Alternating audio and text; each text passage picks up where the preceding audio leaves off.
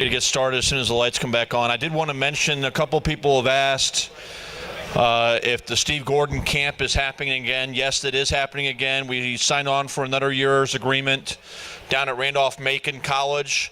So if you're looking for a teaching camp, you don't know three-person that well, or you want to try to take it again, we started it back last year. We had some of our officials there. We're going to have it again this year. It's going to be June 28th through July 1st.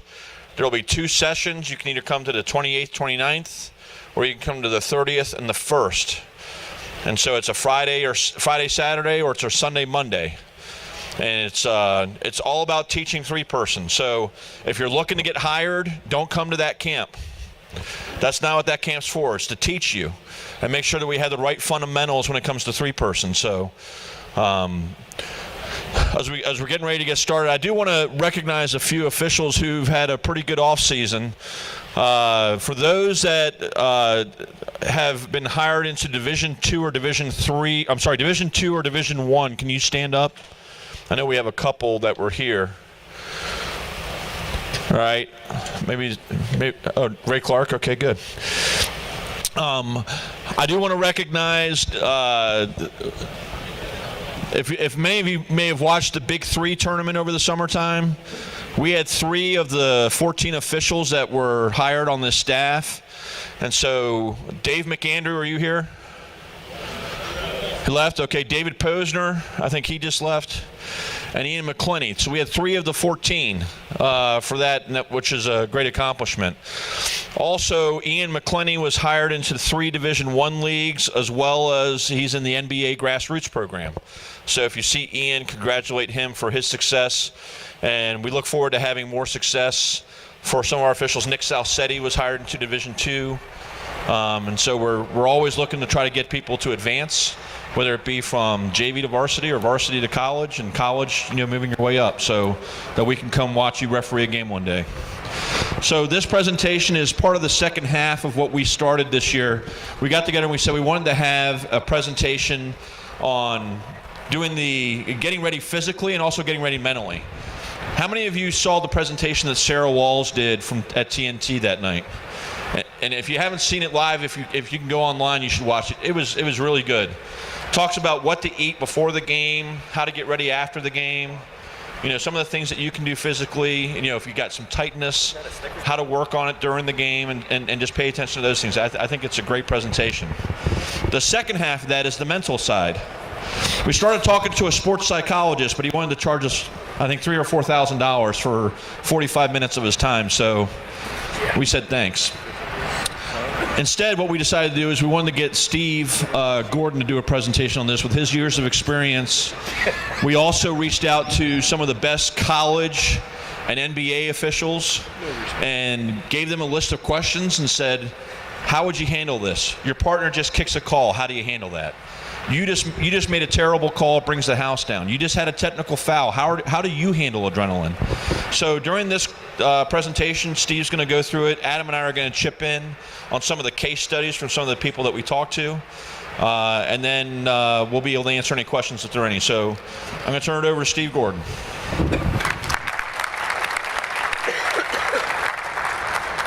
This originally was Scott's idea, and we figured we could stand up here and we could tell you what we thought, but we thought it was better to canvass the best and brightest in the game. And it was amazing. We talk about helping young people. We talk about giving back to the game. We talk about principles that we have and what we try and follow and what we try and espouse and live by. And each one of these people that we talked to immediately got back to us with information on preparation, on handling tough situations, no hesitation. They wanted to help. So the input that they gave us, in addition to some of the things that we had come up with, is what constitutes the basis for this presentation. Or go to the second page, please. Some of those that contributed. In my book, 1 and 1A, when it comes to college officiating, is Roger Ayers and Mike Eads, multiple Final Fours. Both of them contributed to us and immediately had responses.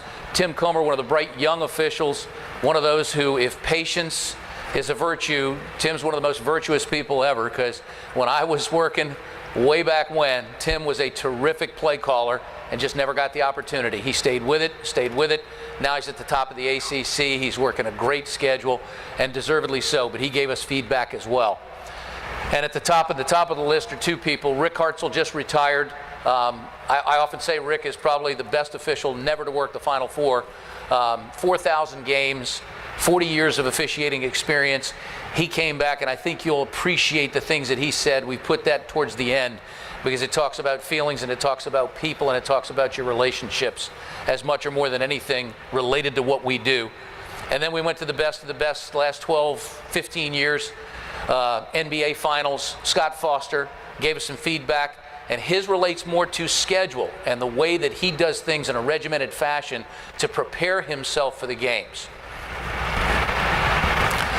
How can you prepare mentally? Right here is Gene Steratore on the floor and Mike Eads. And if you saw the expression on Mike Eads' face, he's got his eyes wide open and his eyebrows up.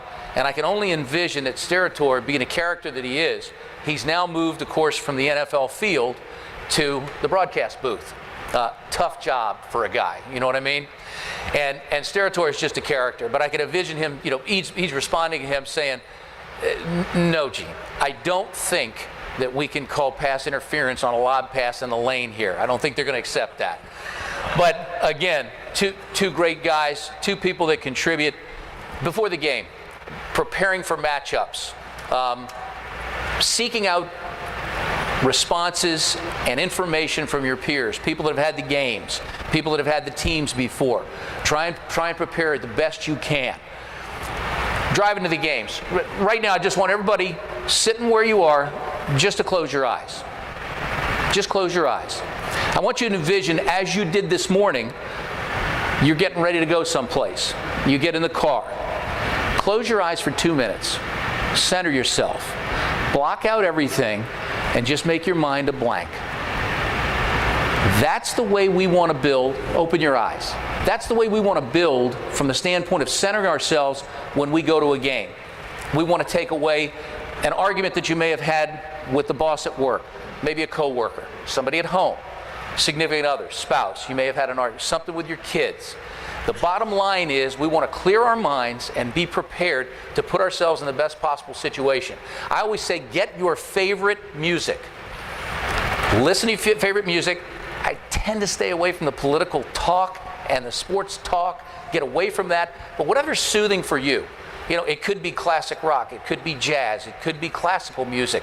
But whatever puts you in the best possible situation to blank out and be prepared to move forward is the best music for you. I get in the car this morning, and I can't believe it. I'm not out of the garage, and Eye of the Tiger comes on. I said, this has got to be a sign. This has got to be a sign. It's followed up by Whitney Houston, and up-tempo Whitney Houston, and then Hotel California. I said, man, I'm in the groove. I said, I'm ready to go. I said, this is just perfect. But it's one of those things that I knew I was going to talk about music and whatever centers you and whatever makes you happy and puts you in the best possible state of mind. And I said, I didn't have to do a thing.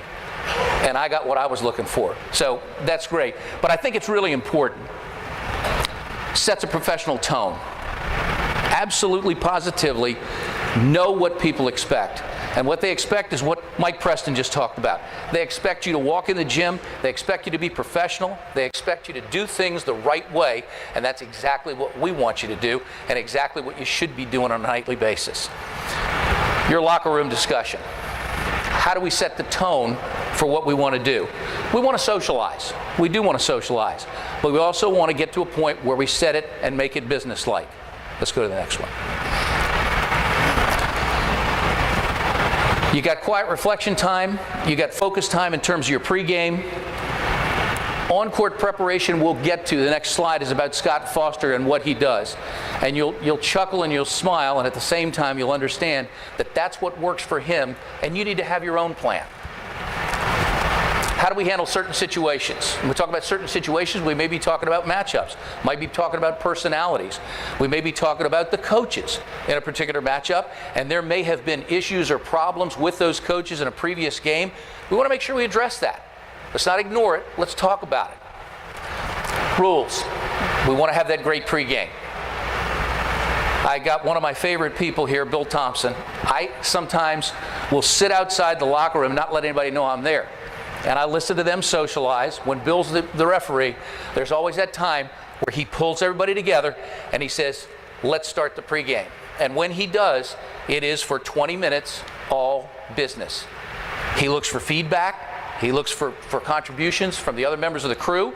But the bottom line is, it is all business. And I sit out there and I'm very proud every time Bill works a game because I listen to him and I know he's going to be prepared.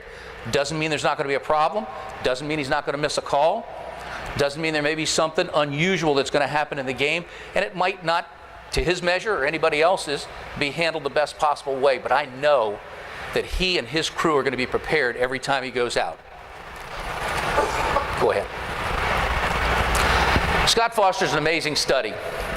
Scott got his reputation by taking charge of a situation when he was 25 years old in the NBA.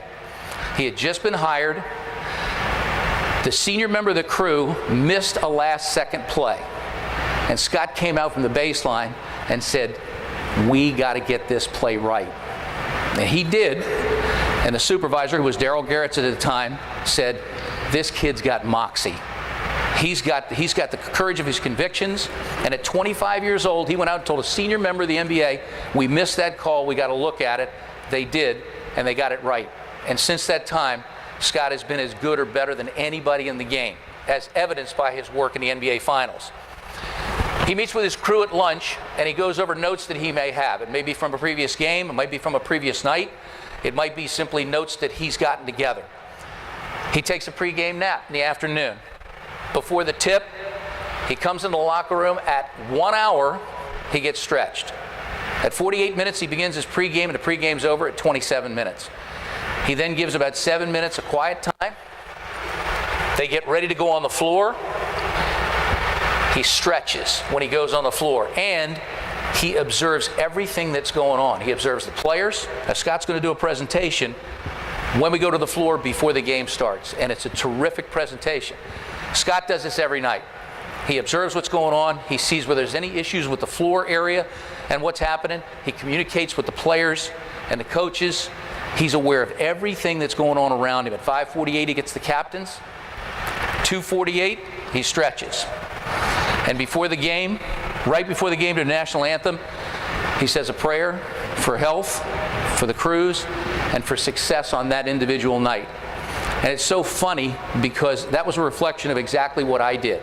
I used to pray during the anthem. You can get ready any way you need to get ready. But it's one of those things that centers you, and you pray for health, you pray for success, and you pray to communicate the best possible way to do the best job you can for the kids, the coaches, and your partners. You got it, Scott?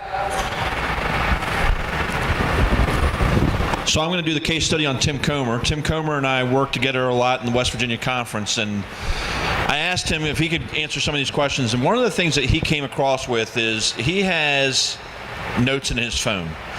And these are the 5 things that he always has in his phone. He was sitting in the locker room when he has his quiet time. Okay. And he'll say, I just want to review this. I want to center myself. I want to put myself in the right frame of mind that I'm getting ready to referee a game. So these are the 5 things. The first thing he says is move at all times to get optimum angles. Okay? Now, that may be obvious to some, but the key thing is that he wants to make sure that he's always moving. Number 2, see as much of the floor as I can. Okay, when we tend to referee a matchup, we only center on that matchup. But what he says is, let's make sure we get an angle where we can see the whole floor. I can see when a player's coming up to set a screen. I can see, the outside, especially as a crew chief. When he's working in the ACC, you're going to be able to, you have to know everything that's going on. Close down to see drives to the basket better. In the ACC, they talk about this more because in high school we say stay wide, right? We have a drive to the basket. Let's stay wide. For him, what he says is, I'm so short, I can't see over those big guys. So he goes closer, he closes down on those plays, but he stays deep. He keeps his same angle integrity, but he gets deeper so that he can see those drives better. Always referee the backside player on rebounding. Think of it as if like you're refereeing the defense, but always referee that backside player, whether he's an offensive player or defensive player. And more times than not, you're going to get that rebounding foul correctly. So focus on the outside player. And this was the most important point that he shared.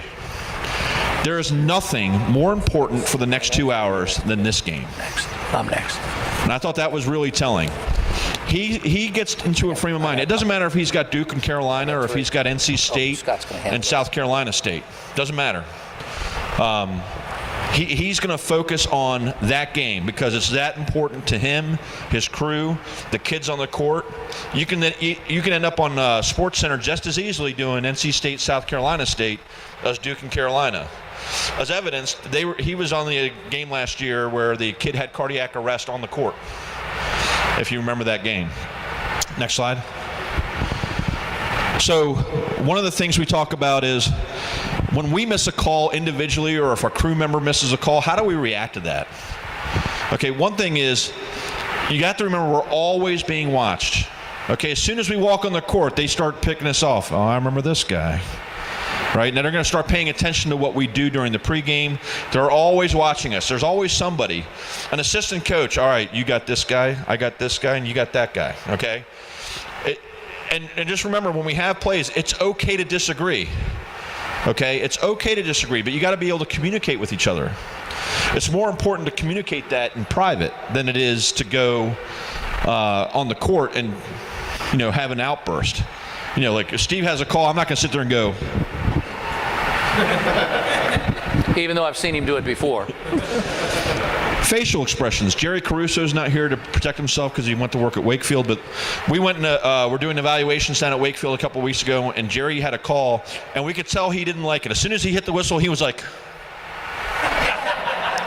well, the coach sees that, right? So we got to be able to understand that sometimes we're going to have calls that are going to be tough, but you got to be able to keep your composure. Responding to comments from coaches, especially early on in your career, I would stay away from responding to comments and let's just respond to questions. If they're standing behind you, whew, boy, that was a horrible call. They're fishing for you.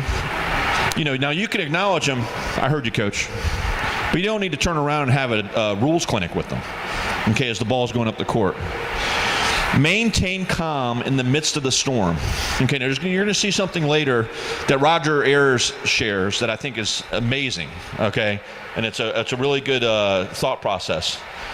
And always have open lines of communication. Those are the things that are going to keep you and your crew in an opportunity to be successful. You can have a situation where you disagree with your partner on the court, but as we get together and we say, Steve, I don't think I like that call that much. And Steve might say, all right, well, why not? Well, I didn't think he got hit. Steve will say, okay, no problem. We'll take a look at it later. Versus going over there and having an outward reaction. So let's be professional when we have those communications. It's okay to disagree, but let's communicate. Let's make sure that we're working together. And Scott, if you don't mind, there's a great visual right here. I don't know if you can see. This is a contentious situation with Thad Matta from Ohio State and John Beilein from Michigan. I think it's Eddie Hightower. He's working with John Hughes. But I want you to look at Hightower's position. Forget about the gesturing and whatever he's pointing to, because he could be asking about a restaurant to go to after the game. Well, the bottom line is he is facing the head coach, and he's looking him dead in the eye. Be careful of your facial expressions when you do that. You want to make sure sometimes to raise your eyebrows. Raise your eyebrows means when they're saying something, you're listening to what they have to say, because you can look this way or you can look this way. And obviously, there's a receptiveness to raising your eyebrows and being open to communication from somebody. That's one of those basic communication precepts. But this situation I love because Hightower is looking right at Thad Matta when he's having this conversation. And that's of critical importance to them accepting what you're saying. Okay, perfect. Sean Hull. Sean and I have a long personal relationship. When I met Sean, Fred Barricat didn't want to hire him in the ACC because Sean at the time, his job was managing bands.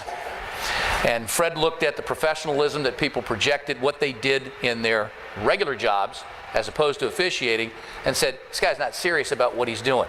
Well, things have completely changed. Sean's a financial analyst. He's extremely successful. And I went through a tough situation with Sean when his mother got sick. We worked a lot of games over a 2-year period. His mom had sarcoidosis, and it's something that affects the pulmonary system. It basically took her life. But during that period of time, there's a certain sensitivity when people have issues and problems in their life. Everybody has them. Everybody gets distracted. Everybody gets down. But you need to rebuild that with your partners. You need to make sure that you're on an even keel with them, and you need to be consultative. I used to let Sean just talk. We were riding the games.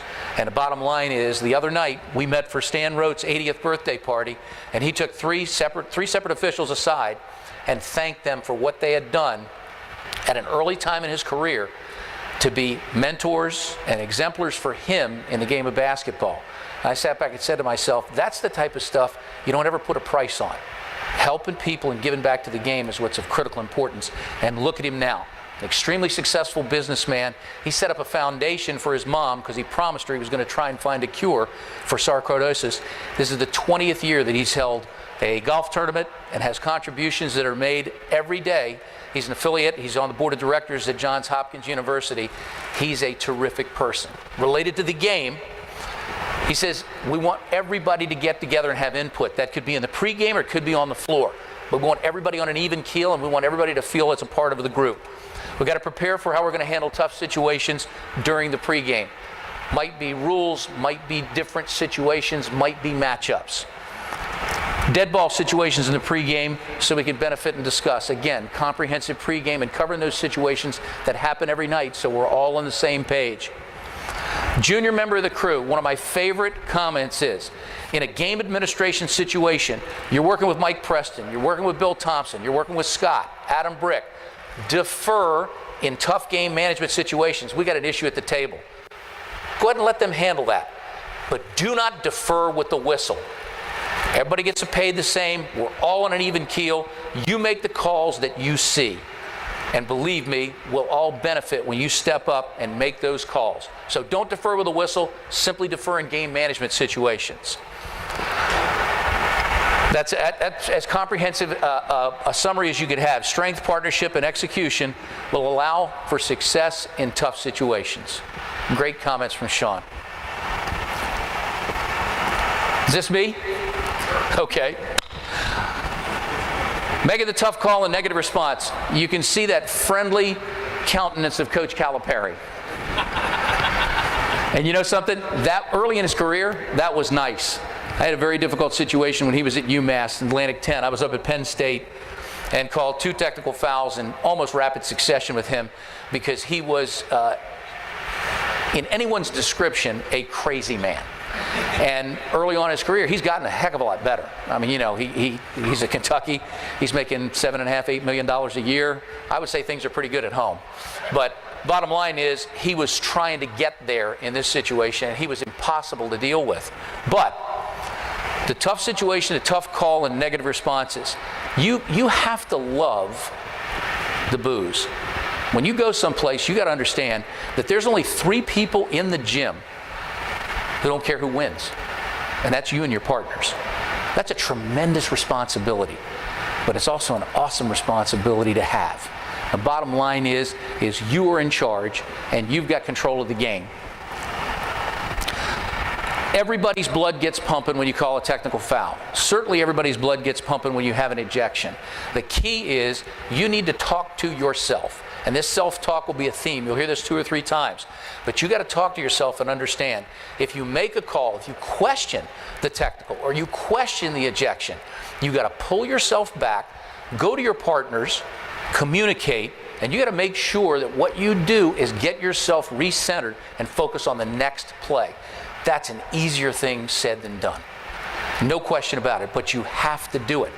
And you got to make sure that that next call is absolutely, positively the right call. No marginal calls at this point. We get everybody up in arms, and everybody's that way. We got to make sure that we refocus, get centered, and get the next call right. And that's how you regain your composure. Adam, you're up. This was some very good feedback from Roger Ayers, and he was at our banquet, right, a couple of years ago. When the proverbial poop hits the fan, our job is what? No matter what the highs and lows of the teams, we're to be steady eddies, right? So when the poop hits the fan, it's typically dead ball stuff. Slow down and take your time. This is when we have an opportunity as a crew to get together and talk. If the players aren't at their benches when we talk, we also ought to have eyes on the players if they're not at their benches. Don't forget to take care of them at the same time.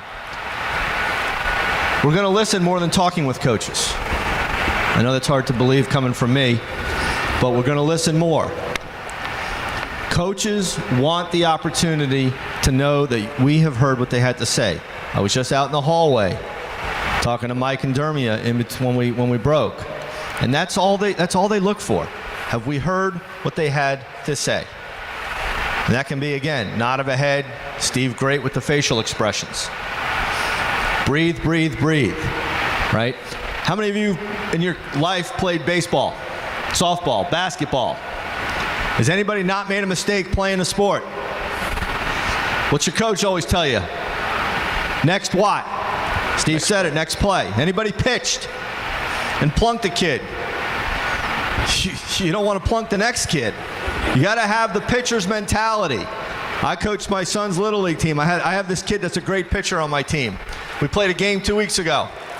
He gave up 3 runs in the first. Top of the first. We scored 3 in the bottom of the first. He was one of those runs. He walks out. He goes, "We're winning 3-0, right?" It's great. He forgot about the 3 runs he gave up at the top of the first. I love it. That's what we have to do. We have to put the mistakes behind us when we make them, because guess what? We're going to make them. We're going to make mistakes. This is awesome. Have a first responders mentality. When the poop hits the fan, we're coming in. Thank goodness it's not the same situation, but we're coming in Derek can attest to this. Walking into a situation that's bad, we got to be calm. We can't be the scatterbrain people. They're looking for us to restore calm to the game, and we can do that by being calm, not by coming in with guns blazing and starting to fire technical fouls. Dave, you here? No, Andrew's not here. I think he left. Dave, you here? I'm just kidding.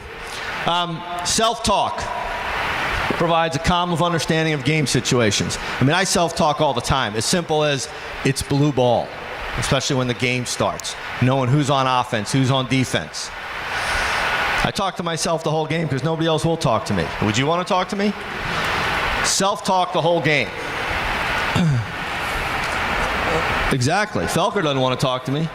Face conflict head on. If we have a problem, deal with it. Deal with the coaches. Don't be afraid to talk to them. Just remember, you cannot get in trouble for what you don't say. So if you don't know what to say, keep it short and sweet. You're there to listen. They're looking for empathy. They want to know that we understand the plight that they're going through. We're only there for an hour and a half to 2 hours. They have to deal with the kids and the parents 24/7. That's an ominous job. When we screw up, and we know we screw up, right? Self-awareness is a very important trait. Let the coaches vent to a point, right? We kick a call, and we know we kicked a call. It's one thing if they toss a chair. It's another if they're yapping one time down the court. Maybe one more time down the court. Don't put up the stop sign right away if we've made a mistake. Everybody's reaction is, I make a mistake, and I got to get you to stop telling me I made a mistake. Give them the opportunity once, twice up the floor, and then you can tell them, okay, you've had your opportunity to chew my rear end. That's over now. Okay? When we screw up, they have a certain right to vent. We all have our own individual lines that they can cross. For Roger, yoga and meditation, I don't know anything about those two things. Okay? I prepare for a game a lot differently than most. I like the music thing. Clearly he's old and you hear the songs he's talking about. But how you mentally prepare yourself is only you can learn, and only you know.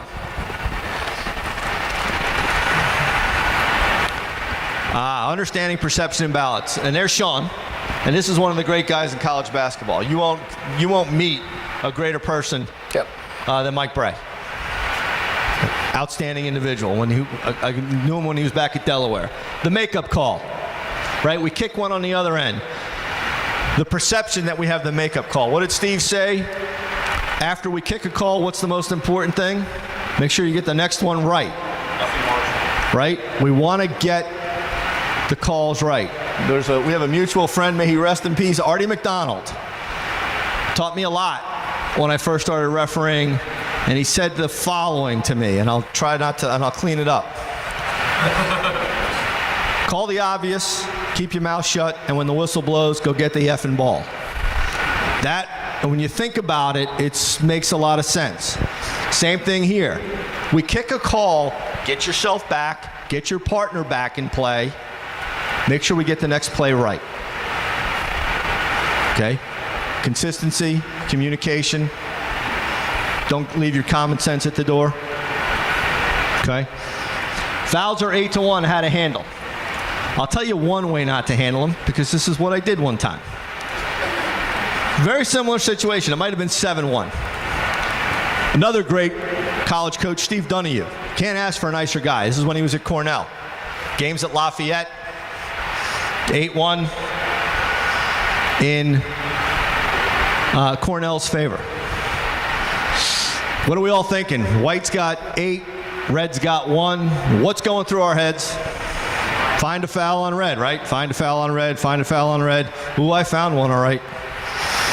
I don't think there was contact even remote, and there was probably this much space between it. But I called it. And Steve, who's not a very volatile guy, was volatile. And this is the point of the self-awareness and understanding the perception. I ran down to him and I said, Steve, before you keep hollering, let me just say one thing. He's like, what? I said, that was the worst call in the history of basketball. He stopped yelling. I just gave him what he wanted. Because I screwed up. Because I was looking for the wrong thing. Don't look for the wrong thing. Why could it be 8-1? Style of play. Yeah. Do we understand what the defense is doing? Scott talks a lot about this. Is a team in a zone? Is a team driving to the basket? Understand the game, and perhaps that can help. One thing I'll also give you is how you help a partner. One of our longtime referees doesn't referee with us anymore, a guy named Jim Bryant. I was a young official working a game at Garfield. There was a play, a knockdown crash I missed. The coach at Garfield was in my stuff. We had an injury, people out on the court, and I was like mentally done. And Jim brought me back between the time of the dead ball and people coming out to the next play. He helped a young guy, he helped a partner, and I would not have been any good for the rest of the game if it wasn't for Jim. We just need to understand the game situations. Time and score matter. We have to make sure that, again, consistency on both ends of the court. Don't let one bad play accumulate into a second bad play. Do everything we can to mentally shift ourselves out of the mistake and on to the next play. Is that me? All right, I got Mike. So, by the way, one thing that I often hear, especially at Brian's, is, the coach said to me, the fouls are 8-1. And then I hear, it's 9-1 now, boom! Probably not the way to go.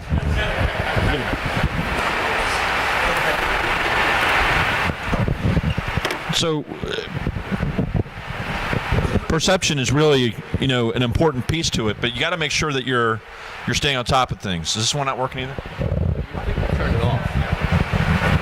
My magnetic personality. All right, so I'll just speak loud. So what Mike Eads has talked about, and Mike and I worked many years together out in West Virginia. Actually, we were coming back from a game one night. We got a phone call from John Holt. He said, John said, guys, I want you to work with this young kid coming up. Can you guys head over to Fairmont State? And if you can head over to Fairmont State, then we'll have you. That doesn't work. We'll have you work with this young kid. Well, that young kid was Matt Oblas. There we go. So Matt Oblas, was the young kid. So Mike and I had gone a long time working some games together, and obviously he's now on Final Four games, and I'm at the Wendy's drive-thru. So, all right. So, look, the first thing is, how do we handle mistakes? We all make them, all right? We're all working towards perfection. But we got to find ways that we can get ourselves back on track. We heard about self-talk a lot, okay? But think in your mind, okay, you know what? I'm restarting the game. God, that was an awful first quarter. The fouls are 6-5. We're going to be in 1-on-1 the whole second quarter. This sucks. So I'm going to mentally restart the game in my head. Okay, you know what? The first foul I get is going to be a good one. Okay? Call the obvious. Make the first call a great one. Usually you hear that in the pregame. Hey, let's make sure our first one's a good one. Because, we want the kids to get in a flow. We want them to play. Now, if we have to get involved and call fouls, Mr. Interpreter, we'll call them. All right? But we want to make sure nothing marginal. So, and that's also when you reset yourself. One possession, one play at a time. One thing that I found interesting in a conversation with Mike is, I said, what do you do when you have a technical foul? How do you put yourself in the right frame of mind? He says, well, in my early years, the first thing I would do is make sure that the very next call I had went against the same team, because I was going to make sure I was going to shove it right up their ass. And then he started thinking, that's probably not the right thing. And he was taught a long time ago that the next call has to be right. Doesn't matter who it's against. We got to make sure it's the right call. Number two, nothing marginal. We're not coming right away with a hand check on either side because it just looks bad. Okay, we're going to make sure that we protect the crew's integrity. From a crewmate perspective, if Steve's just called a technical foul, I got to understand that his adrenaline may be a little higher. So now I might need to stretch out my area a little bit just to make sure that he's okay. Okay, if there's a foul that we need to get and he didn't get it, he's probably going to get a lot more heat now because of the situation we're in. So now I'm going to try to focus on being a good partner. I want to make sure I'm fundamentally sound with my positioning. And I want to make sure that I'm focused on my matchup. It's really easy to have big picture officiating ideas, but if you have a technical foul, one of the great ways is now I'm just going to, okay, this is my matchup. I got my matchup. I'm focusing on my matchup. And I'm going to make sure that I referee, I look off ball a lot more than maybe I normally would. I'm going to focus specifically in a certain area. I'm not going to let it get to me. And I want to make sure when I make the correct calls that it will help me return to my form. I don't want to compound mistakes. Okay, and I think compounding mistakes is shoving it right back up their ass, right? Or, boom, that's 9, not 8. We got to make sure that we get away from that. That's, Wyatt Earp, and we're in a different world now. We need to be on the same page and understand, why that's there. Coach, you're playing full court man-to-man with trapping principles. They're playing a 2-3 zone. If you're a student of the game, you'll be able to pick that up. We are. I'll talk a little bit more about that. We'll get done in the next presentation. All right, next one. One of my favorite people in the game and in the world, Rick Hartzell. Rick and I worked 28 games together one season. We could finish each other's sentences. I'm just glad we wore loafers because we didn't tie each other's shoes. It was an amazing year and an amazing career for him. He just retired in the spring. But the funny thing is, in asking him about his perceptions, everything was about feel. Everything was about the emotion. Everything was about loving the game and having a passion for it. And I just appreciate each of these. He talks about how to be strong mentally. He talks about savor the moment, the anthem, the intros, the game, the relationship with your partners. Everything that goes on, just understand, be in the moment. And I think that's really important. Try to get a few minutes alone pre-game with your thoughts. Get your thoughts together. Be focused and prepared to commit that 2 hours to that game and then nothing else that goes on. And it's amazing how much better you'll be and what your concentration will enjoy. Connect with your captains during warm-ups. Now, Scott's going to talk about pre-game stuff, and one of the things is communicating with players and communicating with captains prior to the game. Establishing a rapport. and a relationship with them, and even from the standpoint, even though sometimes it's at a distance, with the coaches, being approachable. Use the assistant coaches during timeouts. Now, you can only take that so far, but Rick, with the credibility that he had, used to use them to help with the head coach. If he needed to communicate something to coaches in the huddle, communicating with the team, he'd use the assistants to communicate something that he needed to convey to them. And then normally he'd reinforce it when the ball became alive. Putting yourself in somebody else's shoes is really important. Coaches have a tough job, sometimes an impossible job. Officials sometimes have an impossible job. But the reality is that when you think about the time that they spend with these kids, having to worry about their grades, having to worry about their conduct, having to worry about the teachers, having to worry about everything that goes on, and then of course always having to worry about the fans that support their program, you gain a little understanding into the human nature and the human reactions that happen during the course of a game. You might miss a call. You got a tough call. The way that they communicate. It's not always going to be perfect, but take a step back, get some perspective, and I think it puts you in good stead for the long run. He puts with contact situations. Warn once, blow the whistle, even if it's all night. I got a pet peeve, and the pet peeve is the inside position rebounder at the beginning of the game has worked hard to get that position, goes up for a rebound and pulls it down. Some teams want to stop the fast break. So what do? They whack. Ball's not dislodged, but they whack early in the game. Get that play. Get that play and let them know that we're going to call that tonight. You will be amazed. Once, at the most twice, they won't do it again. It cleans up a component of your game that you're not going to have to worry about the rest of the night. And that's when he talks about warn once, blow the whistle, even if it's all night. You set the tone, the players will adjust. Sometimes you got to send a message that you're in charge. I thought that was funny about the first responders mentality. The one thing we don't want to do when we get, and the stuff hits the fan, is we don't want somebody taking their phone out, dialing 911 for help. Because we're the help. We need to respond. We need to stand tall. We need to be big in tough situations.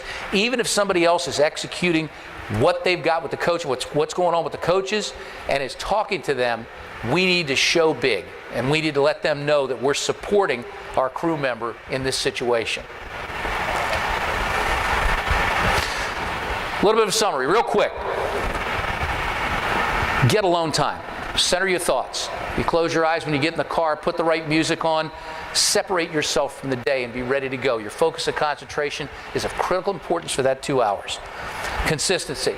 When we all do it together, we're all in the airplane and we're pilots. Hate to tell you, plane goes down, we're all going down. There's not one winner and two losers. Two winners and one loser. It doesn't happen that way. The crew succeeds or we all fail. Recenter yourself when you have a big situation, a tough situation. Start the game over. The next call's got to be a great one. Nothing cheap. Self-talk. Talk to yourself. If you miss a call, remember you just had 7 in a row that were great. Talk to yourself about that. You're having a great game. You miss a call, not the end of the world. Let's get back, refocus, and get the next one right. Perception versus reality. We all have a perception of who we are, and what goes on.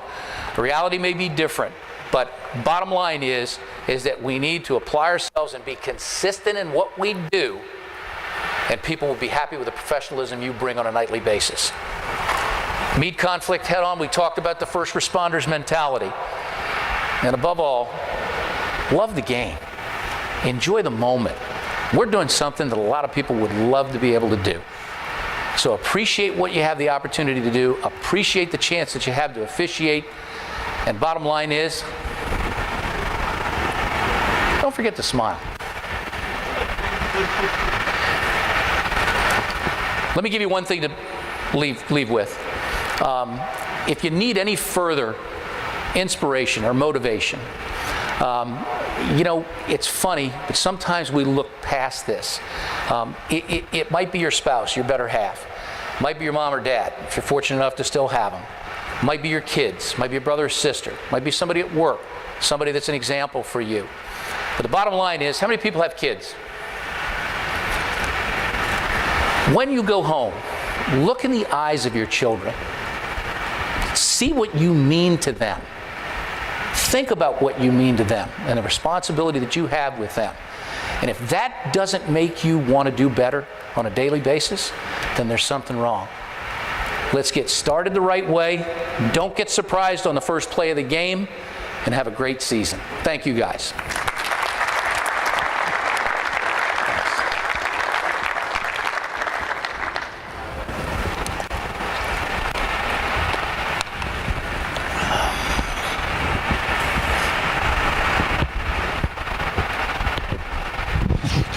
All right, I'm going to take us to lunchtime. We have pizza showing up here in the next 15 minutes. And then again, please make sure you see our vendors. Chuck and Dave both come from a long way. It's really important for us to make sure they've been our longtime partners. So make sure you see them before you leave today. But we'll be out of here relatively soon after that. And don't forget transfers. We're going to meet in this corner over here.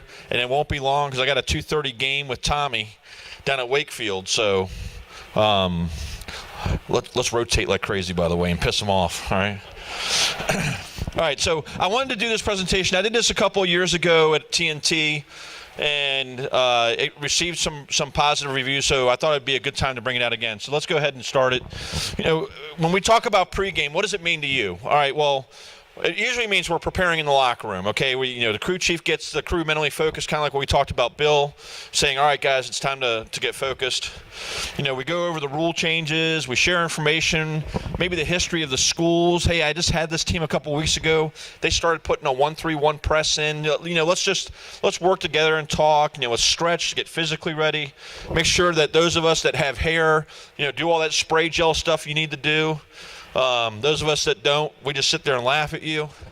But let's just make sure we're getting ready before we head on the court. Next slide. So when we leave the locker room, all right, we need to be able to have that thought and it's that first responders mentality. How many people here are first responders, by the way? Thank you for all you do, okay? But when you show up at a crash scene, okay, you don't want somebody going up and going, oh my God, What you want is, hey, it's okay. We're going to take care of you. And that's what happens when we walk on the court, okay? First of all, remember your whistles, all right? We've had a couple of instances where somebody's out there like, all right, remember your whistles. Let's be on time when we enter the court. There's nothing worse than you walk on the court thinking you got 14 or 15 minutes and it says 6. It just throws everything off. Let's enter the court together. Now, I understand that there may be times where somebody's coming from a freshman game and that JV game, needs to start on time, or that varsity game, and so they just want to get a drink of water, use the restroom. Let them do that, okay? That's just human. And then we talked last year about this, but the warning whistle or not, and what that means is, it used to be when we entered the court, we'd hit a whistle to give them a warning. Hey, we're here, no dunking, right?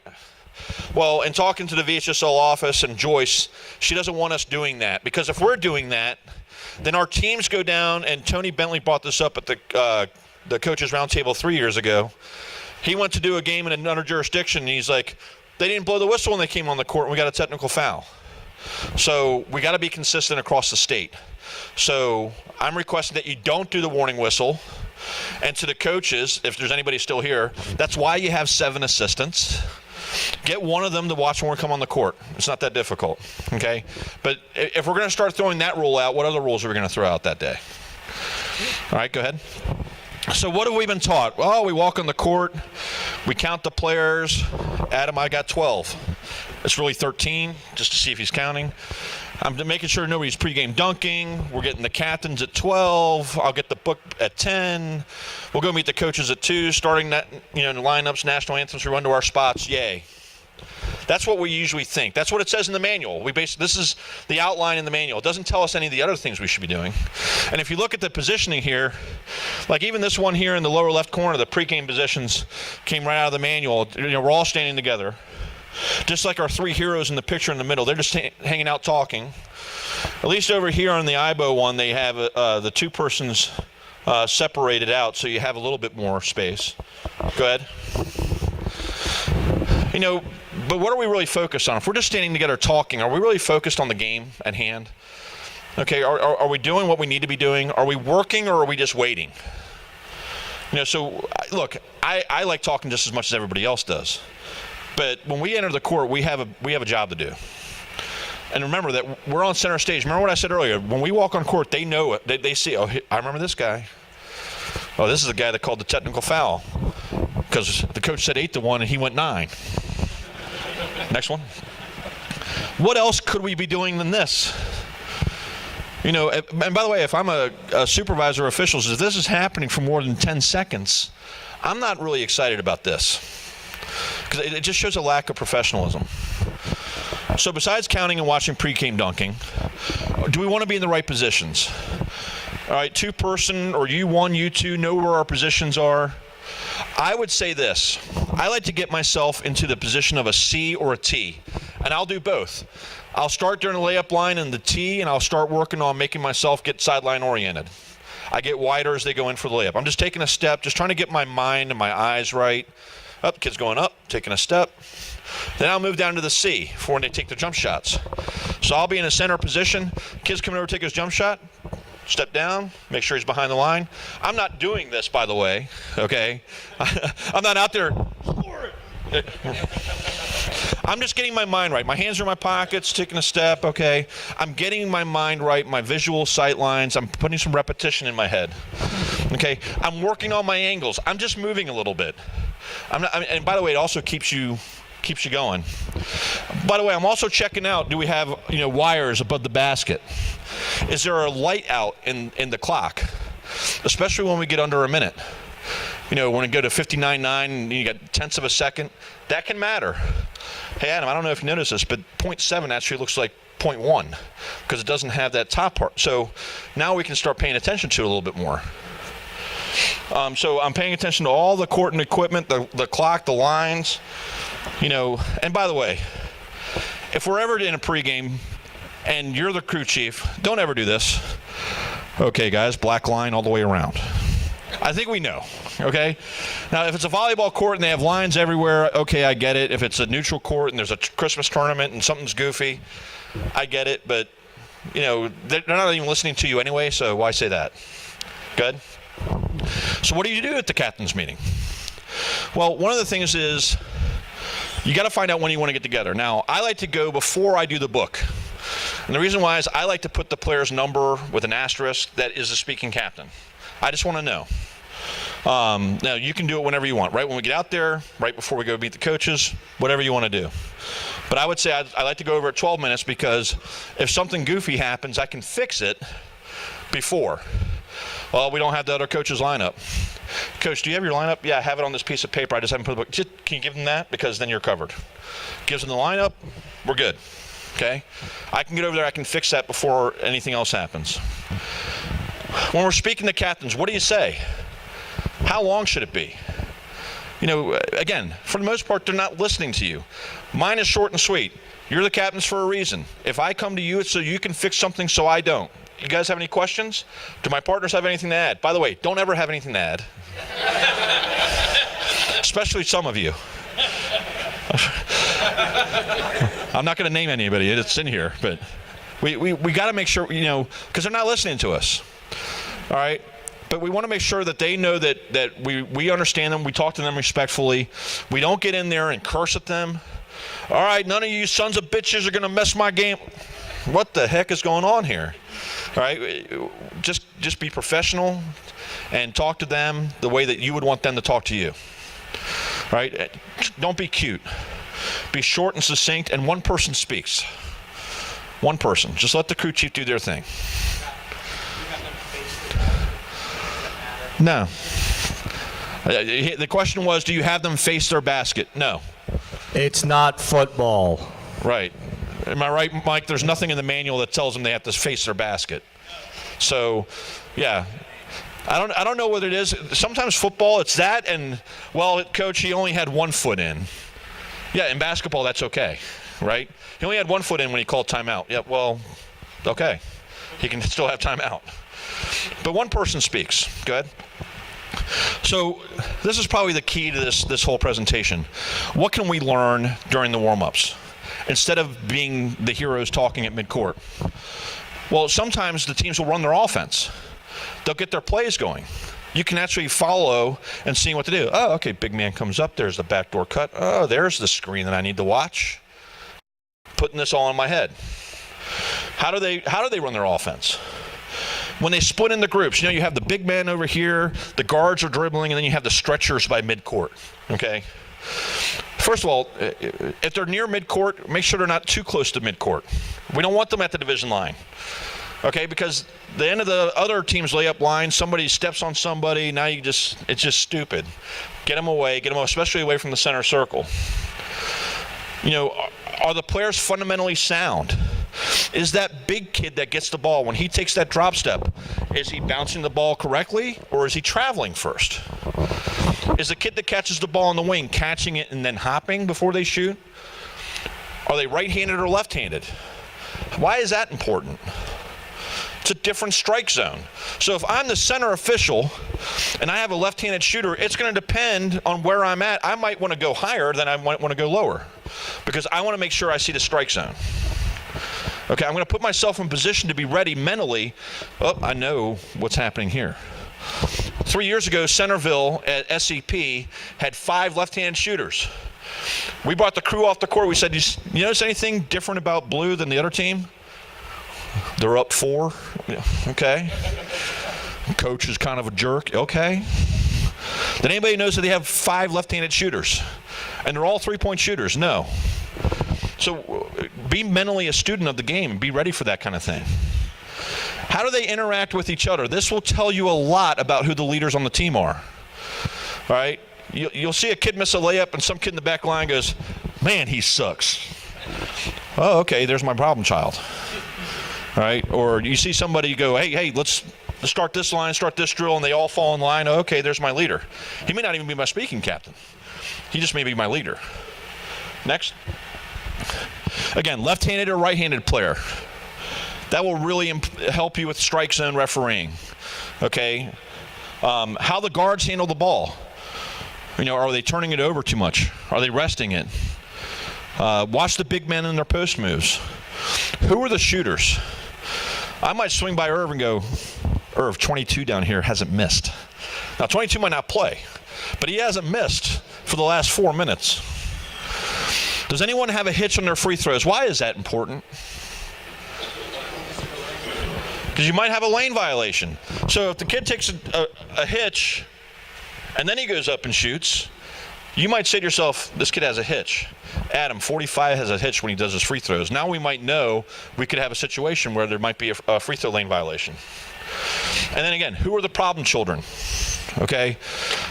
Look, I'm not out there going, all right, where are you?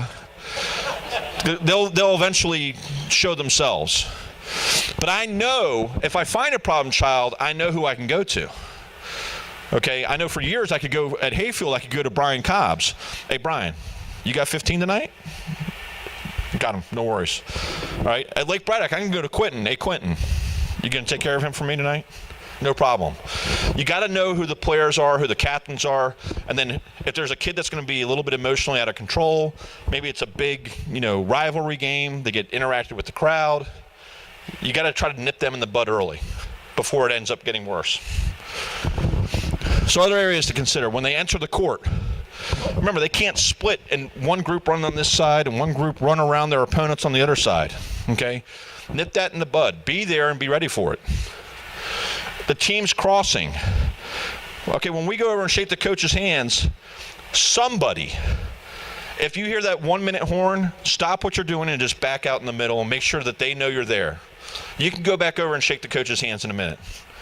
But what you don't want to have happen, especially if it's a rivalry game, is somebody chips somebody as they go by. You don't know what's going on. These kids play a lot of AAU together. There may have been some bad blood. Somebody's dating somebody else's sister. You just don't know what's happening. So be in the right place.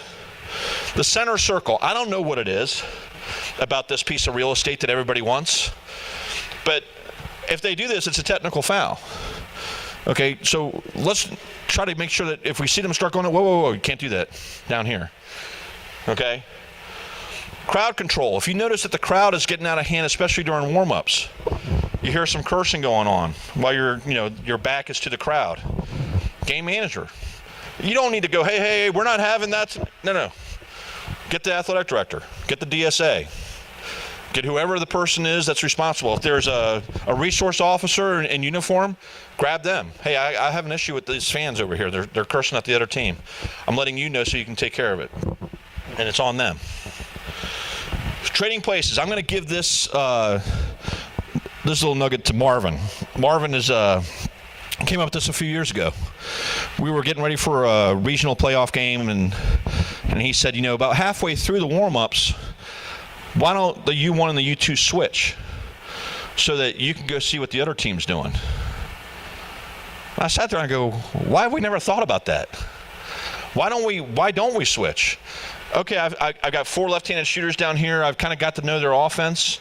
At about the 7-minute mark, I'm going to switch down here and I'm going to look. I'm not saying you have to do this. I'm just saying it would be pretty smart. It would show that you're a little bit more involved. So think about that. Maybe do a switch. All right? And I think that's it. So any questions on this? Who initiates that switch? The lead. The ball dictates it. The lead initiates it. All right. I don't have anything else. I'm going to turn it back over to Adam. Thank you all again very much. I hope you have a great year. Look forward to having some fun stuff this year. So that's who you're getting now. Yep. I'd like to introduce for the 27th time today our new commissioner, Doug DeVault. He's got games. Applaud louder. Wow, thanks. That was great. Hey, just a couple things. One thing from Cecil, call your partners. That's all he said. The 26th of November is the deadline for registration, exam, and clinic. And they're all available right now. So please, if you haven't done it, and we have a few that have not yet done it, get online and take care of that before the last minute, okay? Scrimmages, if you don't have your scrimmages yet, get a hold of Marvin and make sure you get your required scrimmages in. Because this board of directors, they like to fine people, okay? So we don't want to see that. We don't want to fine anybody. I'm going to start assigning tomorrow, so you'll probably start seeing some light blue popping up. So if you have not yet updated your calendar, please do that as early as this afternoon, okay? Because we don't like turnbacks. These guys also like to fine for turnbacks, okay? So we got to make sure we don't do any turnbacks. Over the next couple of weeks, you're going to be getting some emails from me. What I'm going to try to do is send you a link to our website instead of sending you a 5-mile email that I know nobody reads. So just click on the link. There's going to be some commissioner notes in there about what to do about ejections, some sportsmanship violations, and all kinds of things that you'll need to know.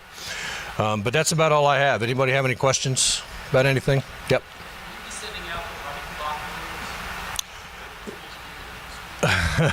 Yeah, did you address that at all? Okay.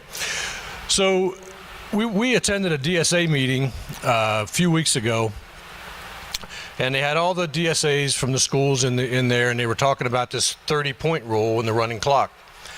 So one DSA raised their hand and said, yeah, we do that. And then somebody got into the website and said, it says here you don't do that. So the bottom line is this. The schools don't even know who is doing, the districts don't even know who's doing the 30-second or the 30-point rule.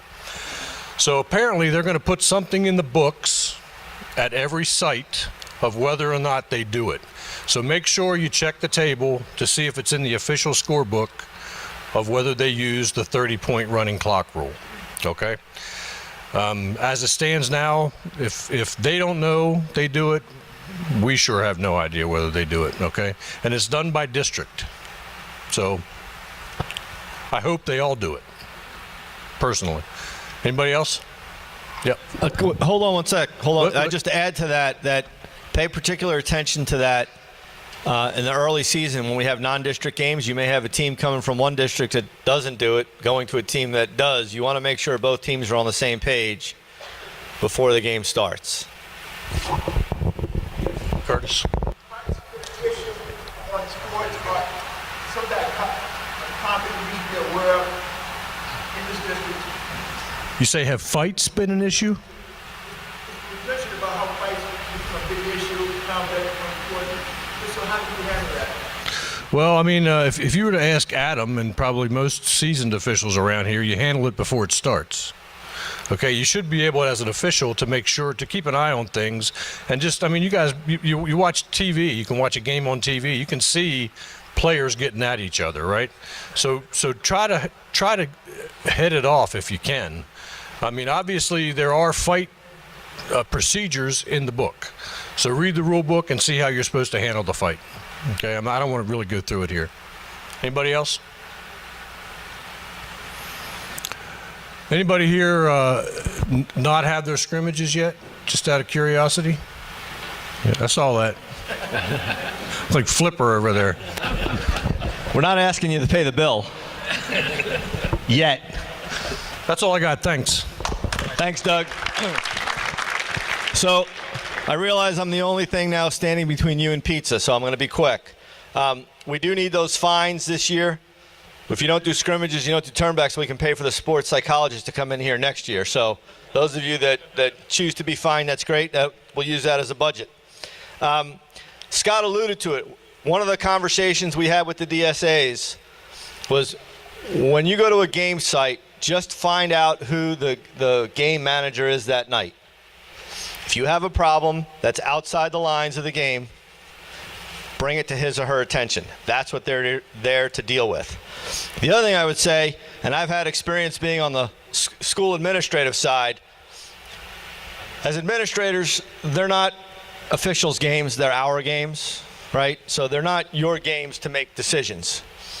If there are buses that are late and the game's going to start late, your only comment when somebody tells you that is, does the other team know?